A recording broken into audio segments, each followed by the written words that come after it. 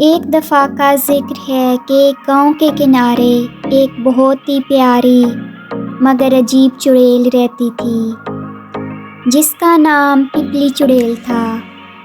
वो ना तो डरावनी थी ना किसी को तंग करती थी। असल में पिपली चुड़ैल को शौक़ था कि वो गाँव वालों की मदद करे, लेकिन इसका तरीका हमेशा कुछ गड़बड़ से भरा होता था। पिपली का मसला ये था कि जब भी वो किसी की मदद करने की कोशिश करती, इसमें कोई ना कोई गड़बड़ ज़रूर हो जाती। एक दिन गांव का एक आदमी बीमार हो गया और इसने दुआ की कि इसे सेहत मिल जाए। फिर पिपली ने सोचा कि क्यों ना मैं खुद उसे ठीक कर दूं। वो अपनी जादुई किताब लेकर आई और जैसे ही इसने जादुई मंत्र पढ़ा, गलती से इसने बीमार आदमी को सब्ज़ी में बदल दिया। गांव वाले ये देखकर हैरान रह गए कि बीमार आदमी अचानक एक बड़ा कद्दू बन गया है। पिपली परेशान होकर बोली, अरे मेरा मतलब तो था कि तुम्हारी सेहत ठीक हो जाए, ना कि तुम कद्दू बन जाओ।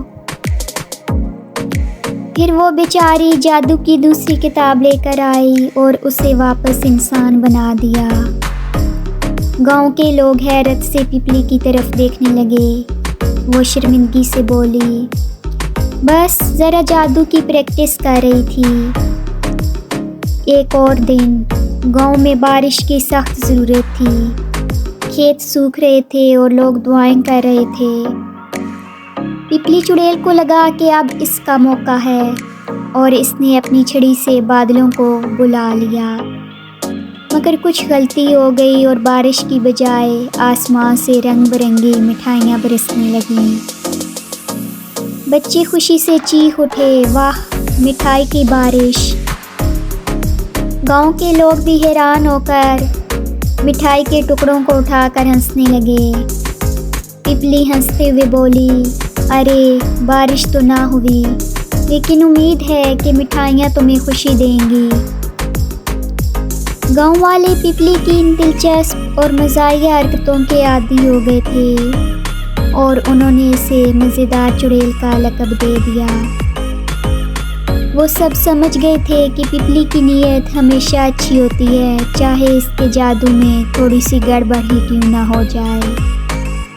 आखिरकार गांव के बच्चे उसे बहुत पसंद करने लगे और जब भी इन्हें कोई नई चीज़ चाहिए होती, वो पिपली चुड़ैल से फरमाइश करते थे।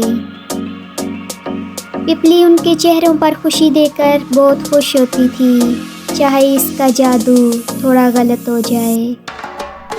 पिपली चुड़ैल की ये छोटी छोटी गलतियाँ गांव के लिए हंसी और खुशियों का सबब बन गई थी।